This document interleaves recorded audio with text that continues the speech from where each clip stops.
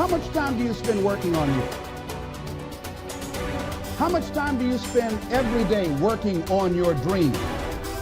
In the last 90 days, how many books have you read? In the last year, what new skill or knowledge have you acquired? What kind of investment have you made in you? So I'm saying that as you begin to look at where you want to go, if you want to make it today, and things are changing so fast, you have to literally run to stand still. You're not going to develop in all the ways you could develop unless you set yourself a serious challenge, because it takes the challenge to pull that out of you and also to motivate you to rid yourself of all the weaknesses and personality flaws that you've accumulated across the years, and to let those disappear and burn off. You need to load yourself up before the demands of life will be such that you will discipline yourself properly. And a noble goal is a very good way of beginning that.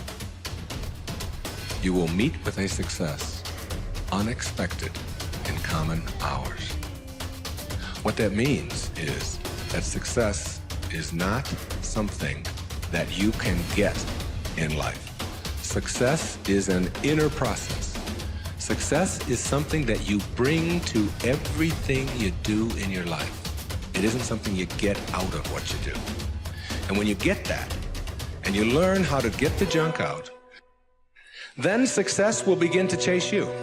And it will come into your life and arrive in your life in amounts that you never dreamt of before. I tend to be a little philosophical. Here it is. The things that are easy to do are also easy not to do. That's the difference between success and failure. So you've got the choice here today of one of two easies. Easy to or what? Easy not to. I can give you in one sentence how I got rich by the time I was 31. Here it is in one sentence. I did not neglect to do the easy things I could do every day for 6 years. It's necessary. We never stop learning and growing and developing ourselves. It's necessary that we never give up. We know that it's you, it's me. It's being responsible for our stuff and deciding that we're going to keep on keeping on, that we're going to find a way to win or find a way to make it happen. And we know it's hard. It's not going to be a picnic.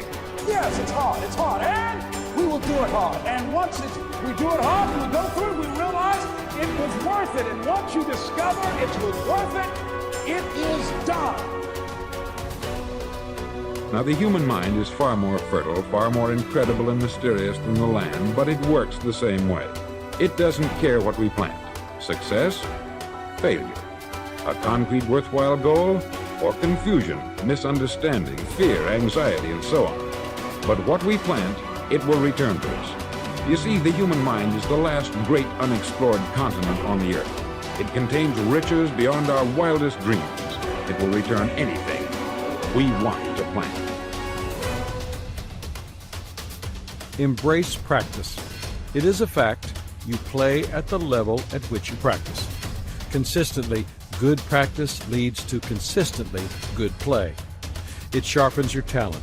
Successful people understand this. They value practice and develop the discipline to do it.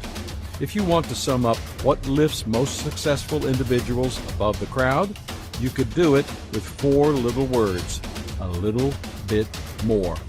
Successful people pay their dues and do all that is expected of them, plus a little bit more.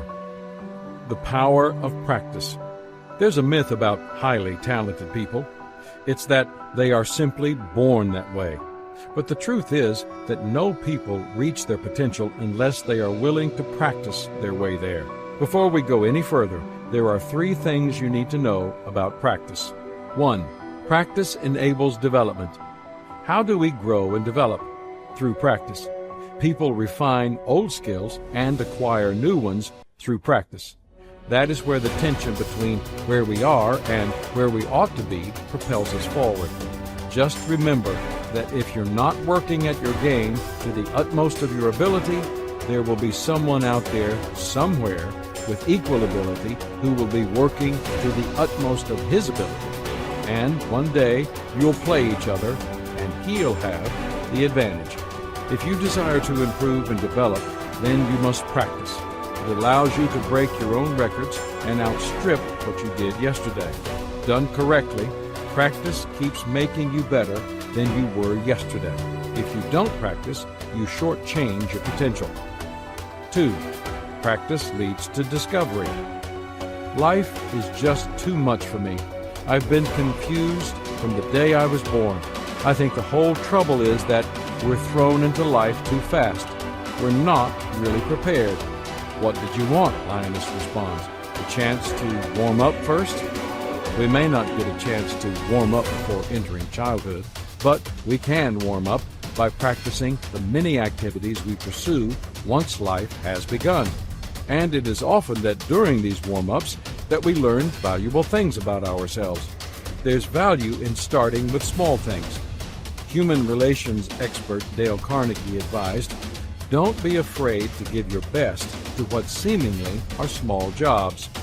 Every time you conquer one, it makes you that much stronger. 3.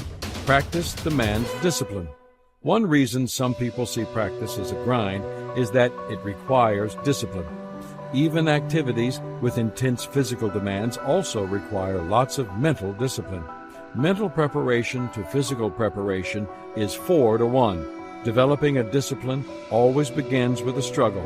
There is no easy way to become a disciplined person. It has nothing to do with talent or ability. It is a matter not of conditions, but of choice. But once the choice is made and practice becomes a habit, 2 things become obvious. The first is a separation between the person who practices and the one who doesn't. The second thing that emerges is a winning spirit. The harder you work, the harder it becomes to surrender. Excellence is an art won by training and habituation. We do not act rightly because we have virtue or excellence, but we rather have those because we have acted rightly. We are what we repeatedly do. Excellence, then, is not an act, but a habit. That habit is developed during practice.